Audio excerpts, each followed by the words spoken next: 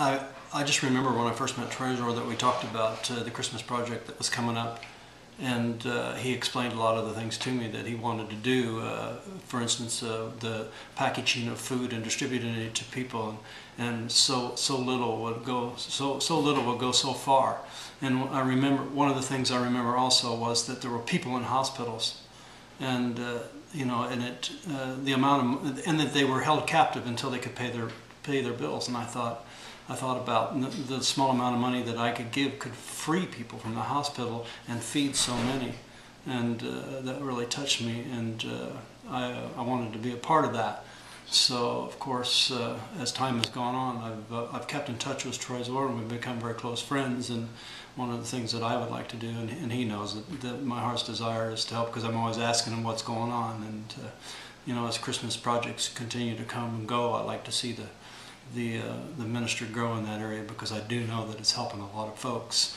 And I get a lot of concerned about some of the politics in the Congo and the things that are being done to rob the people, and it breaks my heart. But I know that the Christians here in America can help through backdoor situations. So Lord willing, we can do that. So, and anyway, I am a shining light. Hello. I want to talk to you about my experience this summer going to Congo and going into St. Joseph Hospital. I work in a hospital currently in Missouri, and I did not really know what to expect when I went to St. Joseph. On the outside, there were gates, and so behind there, I couldn't tell what was behind there, but once the gates were open, it was very, very beautiful. The plants that were there, they're very exotic. People everywhere, very friendly, and we were escorted through and got to tour. What bothered me was when I went into an area where there were people everywhere with bills. They each begged us to help them to get out of St. Joseph Hospital. Apparently, when someone goes in and needs care, they can get the care, but they are not released from the hospital until they can pay. Sometimes they're in there just waiting to get medication that needs to be shipped to them, and the hospital can't get that medication unless it's paid for up front. So while in there, we also got to tour the area where the newborn babies were born. The only requirement was that we were to take our shoes off. The room that these babies are kept in is just one big open room with several twin-sized beds in there. The mother and the child slept on that bed. The babies looked healthy, but again, these mothers were trapped there until they were able to get out. I was able to help one mother whose child had malaria. It wasn't an infant, but only $25 to get this child out and to be with her mom. But her mom couldn't work as long as the child was kept there. She had to be there with her.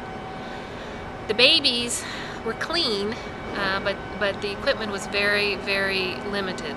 There were even a couple incubators outside that were totally dirty. No storage areas that they could put these. There were babies there that you could tell were very, very sick, receiving medication through their veins, but they had no one there with them. There were many women there who just had children, and the children were okay, but the parents couldn't leave because the child was stuck there. The rooms were very plain. There's no posters, there's no bright paint, it's very dismal. Lighting is there, but it's very limited. And I came out from that experience very sad, wanting to help everyone, but the social director, the person that takes care of the bills, is at a loss of how to care for these people and how to release them. And I'm sure the hospital would like for them to be able to leave, but they don't know what they can do, and maybe that's something that we can help with. And I believe that it wouldn't take much. These bills aren't that high, not compared to what we see in the hospitals here. And the care is the best that they can provide, and I can't fault them with that, but there's a lot more that we can do to help them. I'm Sheila, and I'm a shining light.